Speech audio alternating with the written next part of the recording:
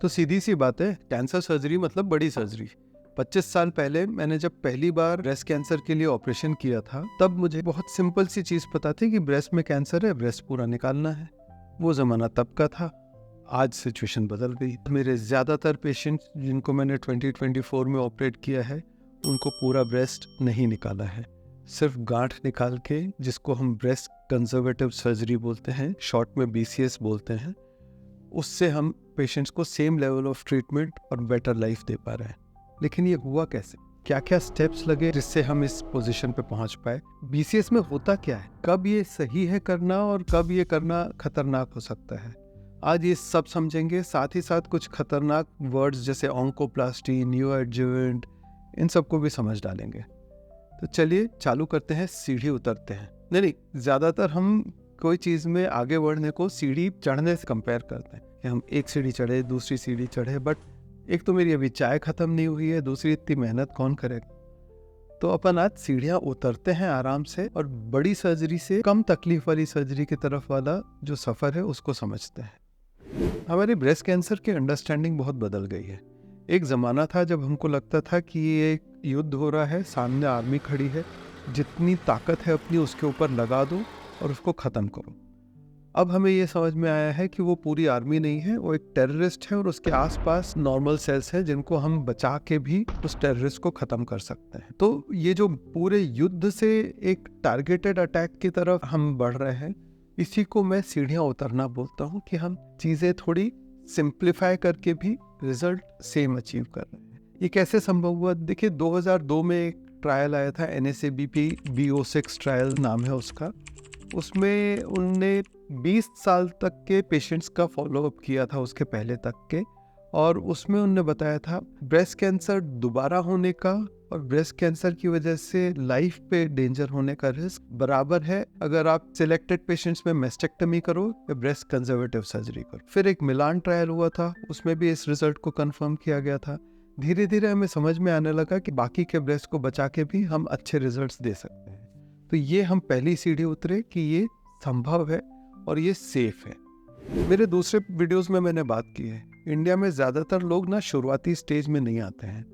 तो आप भी यही बोलेंगे, मैं भी पहले यही समझता था कि हाँ बहुत अच्छी बात है, छोटी सी गांठ है, उसको निकाल दिया, हो सकता है। लेकिन हमारे यहाँ तो जो पेशेंट्स आते हैं वो इतने बड़े बड़े ट्यूमर्स लेके आते हैं, स्किन इन्वॉल्वमेंट लेके आते हैं, उनमें कैसे हम ब्रेस्ट कंजर्वेटिव सर्जरी करेंगे? तो फिर हमने अपने दोस्तों की मदद ली जो मेडिकल ऑन्कोलॉजिस्ट होते हैं, जो कीमोथेरेपी देते हैं।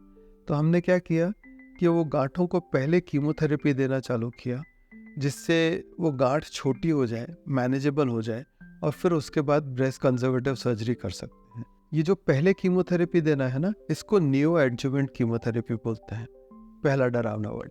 तो न्यू एडजुवेंट मतलब, देखिए, एडजुवेंट थेरेपी वो होती है जो हम कैंसर की सर्जरी करते हैं उसके बाद में कीमोथेरेपी देते हैं। जैसे आपकी पार्टी हुई और पार्टी के बाद दोस्त आपका साफ सफाई करने में, सब बर्तन वर्तन को ठीक से रख देने में आपकी मदद कर रहे हैं, वो एडजुवेंट थेरेपी है। न्यू एडजुवेंट वो है कि पार्टी से पहले ही दोस्त आपके घर में आ गया और आपकी पार्टी के सेटअप करने में भी आपकी मदद की, तो वो वाली पार्टी ज़्यादा सक्सेसफुल रहती है। तो उसी तरह से पहले न्यू एडजुवेंट थेरेपी देते हैं, गांठ को ऑलरेडी छोटा कर देते हैं, ऑलरेडी मैनेजेबल बना देते हैं, उसके बाद हमारा सर्जरी करना आसान हो जाता है। तो NSABP B18 ट्रायल में ये आया कि करीब 80% ट्यूमर्स न्यू एडजुवेंट थेरेपी के बाद ब्रेस्ट कंजर्वेशन के लिए सूटेबल हो जाते हैं। तो न्यू एडजुवेंट थेरेपी से हम और कई महिलाओं को ब्रेस्ट कंजर्वेशन की तरफ ले पाए, ये हम एक और सीढ़ी उतर गए।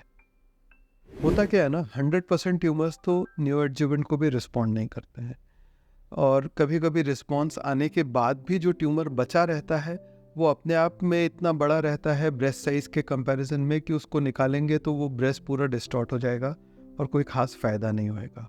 तो वैसे केसेस में भी कई बार न्यू एडजुवेंट थेरेपी के बावजूद भी हमको मेस्टेक्टमी की तरफ जाना पड़ रहा था। फिर एक बार क्या हुआ ना, एक कैंसर सर्जन गलती से प्लास्टिक सर्जरी OT में घुस गया और उसने वहाँ पे सीख लिया कि प्लास्टिक सर्जन्स क्या क्या टेक्निक्स यूज करते हैं जिससे कि ब्रेस्ट का शेप मेंटेन करके भी वो साइज को कम ज्यादा कर पाते हैं।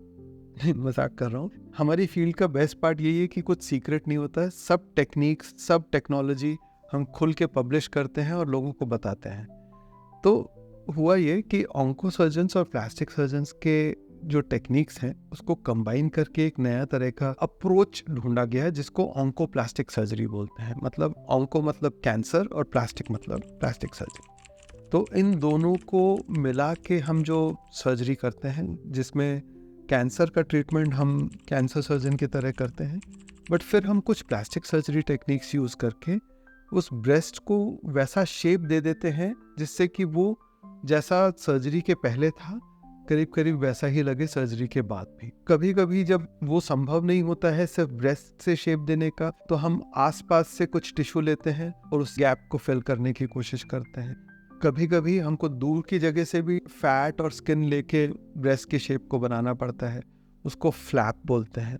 तो oncoplastic technique, breast tissue rearrangement, local flaps और डिस्टेंट फ्लैप्स, ये चीज़ें यूज़ करके जो अदरवाइज ब्रेस्ट कंजर्वेशन के लिए सूटेबल हैं उनको मैस्टेक्टमी से बचा के ब्रेस्ट कंजर्वेशन की तरफ ले जाने में हम सक्सेसफुल हुए हैं। तो हम ये एक और सीढ़ी उतर गए। कभी कभी ना दोस्त ज़्यादा सक्सेसफुल हो जाए वो भी एक प्रॉब्लम होती है। तो हमने कीमोथेरेपी वाले अपने दोस्तों की हेल्प तो ली, लेकिन करीब 40% पेशेंट्स में कुछ तरह के टाइप्स के कैंसर में वो ट्यूमर कम्प्लीटली डिसअपियर हो गया। अब सर्जरी कहाँ करें? उसमें सेल्स तो बचे हैं, सर्जरी करना ज़रूरी है, लेकिन सर्जरी करें कहाँ पे? फिर एक और प्रॉब्लम हो गया। मैमोग्राफी स्क्रीनिंग से जो हम पेशेंट्स को डिटेक्ट कर रहे हैं, कई बार उनका इतना छोटा ट्यूमर होता है कि वो लंप बना ही नहीं रहता है। वो सिर्फ मैमोग्राफी में पता चलता है कि यहाँ पे ट्यूमर है, वो 2 मिलीमीटर का 5 मिलीमीटर का ट्यूमर है। उसको निकालना तो है, बट निकालें कैसे? तो ऐसे पेशेंट्स में कई बार ब्रेस्ट का एक बहुत बड़ा भाग निकाल देना पड़ रहा था, या कभी कभी मैस्टेक्टमी भी कर देनी पड़ रही थी, जस्ट बिकॉज हमको पता नहीं है कि हमको ब्रेस्ट कंजर्वेटिव सर्जरी गांठ कहाँ से निकालनी है। तो उसके लिए हमने अपने दूसरे दोस्तों से मदद ली, रेडियोलॉजिस्ट। तो रेडियोलॉजिस्ट क्या कर रहे हैं कि अल्ट्रासाउंड में या मैमोग्राफी में देख के ब्रेस्ट जहाँ पे ट्यूमर है वहाँ पे एक मार्कर डाल देते हैं, एक झंडा गाड़ देते हैं कि यहाँ पे ट्यूमर है, ये ट्यूमर का सेंटर है। तो फिर जब हमको सर्जरी करना रहता है, वो कभी मैग्नेटिक होता है, कभी हमको अल्ट्रासाउंड सर्जरी के दौरान यूज़ करना पड़ता है। बहुत सारी अलग अलग टेक्निक्स हैं, लेकिन हम उस ट्यूमर को सर्जरी के टाइम पे एग्जैक्टली लोकलाइज कर पाते हैं और फिर हम उस हिसाब से उसका रिसेक्शन कर देते हैं। इससे हमको क्लियर हो जाता है हमने ट्यूमर निकाला है, पूरा ट्यूमर निकाला है और सही जगह से निकाला है। ये जब हम नियो एडजुवेंट कीमोथेरेपी चालू कर रहे हैं उसी टाइम पे मार्कर डाल देते हैं, जिससे कि ट्यूमर अगर पूरा डिसअपियर भी हो जाए तो भी अपने पास इंफॉर्मेशन रहे कि कहाँ से ट्यूमर निकालना है, और अपन उनको बड़ी सर्जरी की जगह एक छोटी सर्जरी एक और सेट ऑफ पेशेंट्स को दे पाएँ और एक और सीढ़ी उतर पाएँ। तो सीढ़ियाँ उतरते वक्त मोबाइल देखना तो डेंजरस होता है, बट आप तो मोबाइल देख ही रहे हैं ना, और शायद सीढ़ियाँ नहीं उतर रहे होंगे। तो अगर ये वीडियो अच्छा लग रहा है तो इसको लाइक कर दीजिए, लास्ट तक देखिए, और अगर आपको लगता है इससे दूसरों को फ़ायदा हो सकता है तो इसको शेयर ज़रूर कीजिए। ये सब तो सही है, बट पेशेंट्स चूज़ कर रहे हैं क्या? 2017 का एक वेस्टर्न डेटा है जिसमें ऐसा आया है कि 65% पेशेंट्स जो ब्रेस्ट कंजर्वेशन के लिए एलिजिबल हैं वो ब्रेस्ट कंजर्वेशन को चूज़ कर रहे हैं, लेकिन हम इससे आगे बढ़ गए हैं। 2024 का मेरा पर्सनल डेटा ये है कि जितने पेशेंट्स को मैंने ब्रेस्ट कंजर्वेशन ऑफर किया उसमें से करीब 80% ने ब्रेस्ट कंजर्वेशन को चूज़ किया है। क्यों? क्योंकि पेशेंट्स के एटीट्यूड्स चेंज हो रहे हैं अपने बॉडी को लेके। बॉडी इमेज इश्यूज हैं, बड़े सर्जरी से बचने का फैक्टर है, फिर एक कॉन्फिडेंस आ रहा है कि ब्रेस्ट कंजर्वेशन के साथ भी मैं एक कैंसर फ्री लाइफ जी सकता हूँ। वो कॉन्फिडेंस एक बहुत बड़ा फैक्टर है, और ये ऐसा नहीं है कि सिर्फ शहरों में हो रहा है। मेरे पेशेंट्स शहर के भी हैं, गांव के भी हैं, करीब करीब बराबर है दोनों में ब्रेस्ट कंजर्वेशन चूज़ करने का परसेंटेज। और इसका एक बहुत बड़ा रीज़न ये भी है कि मैं पेशेंट से डायरेक्टली पूछता हूँ कि आपको ब्रेस्ट कंजर्वेशन चाहिए कि मैस्टेक्टमी चाहिए। मैं पेशेंट की फैमिली से नहीं पूछता हूँ। किसी दूसरे के लिए मैस्टेक्टमी चूज़ करना ज़्यादा आसान है। और अब तो ये हो रहा है कि दूसरे स्टेट्स से और काफ़ी दूर दूर से पेशेंट्स, सिर्फ क्योंकि मैं लगभग हर पेशेंट को कोशिश करता हूँ ब्रेस्ट बचाने की, तो दूर दूर से पेशेंट्स अभी आ रहे हैं ओनली बिकॉज उनको मैस्टेक्टमी तो उनके शहर में भी हो जाएगी, ब्रेस्ट कंजर्वेशन के लिए उनको ट्रैवल करना पड़ रहा है। तो ये वीडियो बनाने का एक पर्पज़ ये भी है कि सब डॉक्टर्स को भी मैं मोटिवेट करूं कि आप ब्रेस्ट कंजर्वेशन ज़्यादा से ज़्यादा पेशेंट्स में ऑफ़र करो।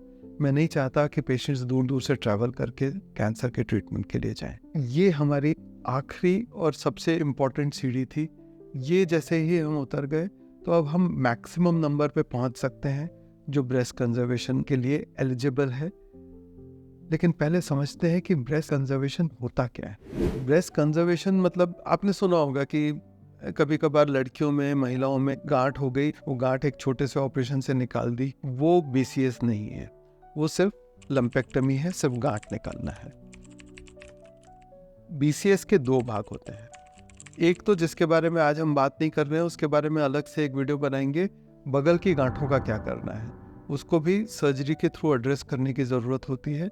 उसके बारे में एक अलग से वीडियो हम बाद में बनाएंगे। बट ब्रेस्ट के अंदर भी सिर्फ गांठ को निकाल देना पूरी सर्जरी नहीं हो जाती है। देखिए, कैंसर सर्जरी में और बाकी की सर्जरी में अंतर यही रहता है, कैंसर ना ऐसे नहीं फैलता है, कैंसर ऐसे फैलता है। तो हमको जो गांठ दिख रही है उसके बाहर बहुत सारे सेल्स फैले रहने का चांस रहता है कैंसर में। इसलिए कैंसर की सर्जरी में हमको जो गांठ दिख रही है उसके आसपास का भी एक लेयर निकालना ज़रूरी होता है, और उस लेयर को हम पैथोलॉजी वाले अपने फ्रेंड्स के पास भेजते हैं और वो एग्जामिन करके बताते हैं कि जो आउटर जो मार्जिन है, जहाँ से हमने ट्यूमर को निकाला है, वहाँ पे कैंसर का कोई सेल नहीं है। इसको हम नेगेटिव मार्जिन बोलते हैं। हमारी फील्ड में कई बार नेगेटिव मतलब अच्छा और पॉजिटिव मतलब खराब होता है। तो ये जो गांठ है, गांठ के ऊपर का जो लेयर है जो हमने एक्स्ट्रा निकाला है, उसके आउटर सरफेस पे कोई कैंसर नहीं होना चाहिए, तब हमारा लंपेक्टमी कंप्लीट हुआ है। इसके बाद वो जो वहाँ पे गैप छूट गया है, जो एक गड्ढा सा रह गया है, उसको हमको फिल करना है। तो वही जो हमने पहले बात किया था, तो ब्रेस्ट के अंदर के टिश्यू को रीअरेंज करके या कहीं और से कुछ फैट को या मसल को या स्किन को लाके उस गड्ढे को हम भरते हैं और प्रॉपर शेप देते हैं। यहाँ आके हमारी सर्जरी ख़त्म हो जाती है। लेकिन यहाँ पे भी अपना जो उस एरिया का ट्रीटमेंट है, ब्रेस्ट का ट्रीटमेंट है, वो ख़त्म नहीं होता है। कीमोथेरेपी वगैरह के बारे में हमने बात की है, उसके ऊपर एक अलग वीडियो बनाया है, वो ज़रूर देखिएगा। इसके बाद उससे आपको पता चलेगा कि ब्रेस्ट कैंसर में दवाइयाँ कौन सी देनी रहती हैं। लेकिन ब्रेस्ट कंजर्वेटिव सर्जरी अगर अपन ने की है तो उसमें रेडिएशन भी ज़रूरी होता है। अब आप बोलेंगे ये क्यों, आप तो बोल रहे थे गांठ निकाल के हो जाएगा। देखिए, ये जो पहले माना जाता था ना कि ब्रेस्ट कैंसर में मैस्टेक्टमी करना रहता है, वो पूरी तरह से गलत नहीं था, क्योंकि ब्रेस्ट के अंदर का जो टिश्यू है वो एक दूसरे से बहुत वेल कनेक्टेड है। तो कुछ कुछ कण इधर उधर फैले रहने का चांस काफ़ी रहता है, जो हमको ना एग्जामिनेशन से पता चलेंगे, ना मैमोग्राफी से, ना किसी और तरह से। इसलिए वो जो कण है, जो आसपास के जो कण हैं, उनको रेडिएशन देके ख़त्म कर देने से ब्रेस्ट कंजर्वेशन के सक्सेस रेट्स बहुत ज़्यादा बढ़ जाते हैं। तो ब्रेस्ट कंजर्वेटिव सर्जरी में BCS में सर्जरी और रेडिएशन दोनों लोकल थेरेपी के लिए ज़रूरी हैं। यह हमको बात याद रखनी चाहिए। अब हम आते हैं कि कब ये BCS नहीं करना है। मैंने बोला कि मैं करीब 80% पेशेंट्स में BCS ऑफर कर पाता हूँ, लेकिन वो जो बचे हुए 20% हैं, वो किन रीज़न से उनको नहीं ऑफर कर पाते। तो बहुत सारे क्राइटेरिया हैं, सब इक्वली कॉमन नहीं है, सबका बराबर इम्पोर्टेंस नहीं है, लेकिन इन सब के कॉम्बिनेशन से करीब करीब 20% मेरे पेशेंट्स को मैं 2024 में BCS ऑफर नहीं कर पाया। एक होता है मल्टी सेंट्रिक डिजीज़। तो जैसे ब्रेस्ट का हमने स्कैन किया, एक जगह पे गांठ है, लेकिन कई जगहों पे गांठ है और वो पूरे ब्रेस्ट में अलग अलग जगह पे फैली हुई है।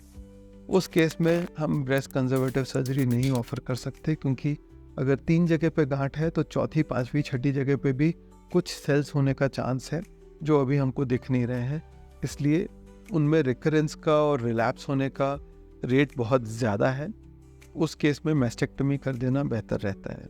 फिर दूसरा वो आता है जब हमको लगता है कि इतना सब टेक्निक्स और ये सब यूज़ करके भी हम एक सेटिस्फैक्ट्री कॉस्मेटिक रिजल्ट नहीं दे सकते, तो उस केस में मैस्टेक्टमी कर देना कई बार पेशेंट्स को लगता है कि ये उनके लिए प्रेफरेबल है, और उस केस में हम पूरा ब्रेस्ट निकाल देते हैं। कई बार गांठ इतनी बड़ी होती है, न्यू एडजुवेंट के बाद छोटी होने के बाद भी वो ब्रेस्ट, बाकी का जो ब्रेस्ट टिश्यू है उसके कंपैरिजन में वो गांठ को निकाल के इतना ज़्यादा टिश्यू लॉस हो जाएगा कि बहुत अच्छे ऑप्शंस अपने पास बच नहीं रहे हैं, या स्किन इन्वॉल्वमेंट बहुत ज़्यादा है, उस केस में भी अपने को ये करना पड़ सकता है कि मैस्टेक्टमी ही कर दी जाए। फिर वो केसेस आते हैं जिसमें मैंने बोला था कि गांठ और उसके ऊपर का एक लेयर और उसमें नेगेटिव मार्जिन आना चाहिए। तो अगर उसमें पॉजिटिव मार्जिन आ गया तो जिस जगह से पॉजिटिव मार्जिन आया है एक लेयर अपन एक्स्ट्रा और निकाल दें। लेकिन अगर उसमें भी पॉजिटिव मार्जिन आता रहा उसका मतलब है कि पूरे ब्रेस्ट में ऐसे कण फैले हुए हैं जो हमको आँख से और मैमोग्राफी से नहीं दिख रहे हैं। इसलिए उस केस में सेफ यही रहता है कि पूरे ब्रेस्ट को निकाल दिया जाए और दूसरे टेक्निक्स यूज़ करके एक अच्छा कॉस्मेटिक रिजल्ट देने की कोशिश की जाए। फिर कुछ तरह की जेनेटिक कंडीशंस होते हैं जिसमें ब्रेस्ट कैंसर होना बहुत कॉमन है। तो कुछ रेयर कंडीशंस हैं जिसमें आपको अगर एक जगह पे ब्रेस्ट कैंसर हुआ है तो ब्रेस्ट में दूसरी जगह पे ऑपोजिट साइड के ब्रेस्ट में कैंसर होने का रिस्क बहुत ज़्यादा होता है। तो कई बार पेशेंट्स उसमें भी चूज़ करते हैं कि नहीं, हमको पूरा ही ब्रेस्ट निकाल देना एक सेफ ऑप्शन है कि आगे का रिस्क हमारा जितना हो सके उतना कम हो जाए। ये एक फेमस एक्ट्रेस एंजेलिना जोली का भी एक ऐसा ही म्यूटेशन था, उसको ब्रैका म्यूटेशन बोलते हैं, जिसकी वजह से उनने अपने दोनों तरफ के ब्रेस्ट निकाल के वहाँ पे इम्प्लांट्स लगा लिए।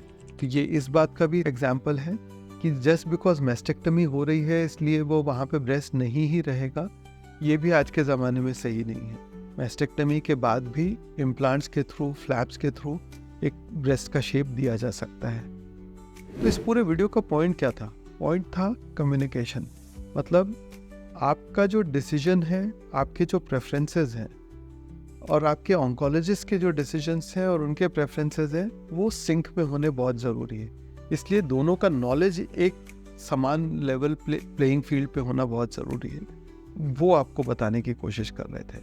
अपने ऑन्कोलॉजिस्ट से क्लियर और ओपन कम्युनिकेशन रखिए और हमसे अगर कुछ पूछना है तो कमेंट्स में भी पूछ सकते हैं, व्हाट्सएप भी कर सकते हैं। मैं हर कमेंट का और हर व्हाट्सएप मैसेज का जवाब ज़रूर देता हूँ।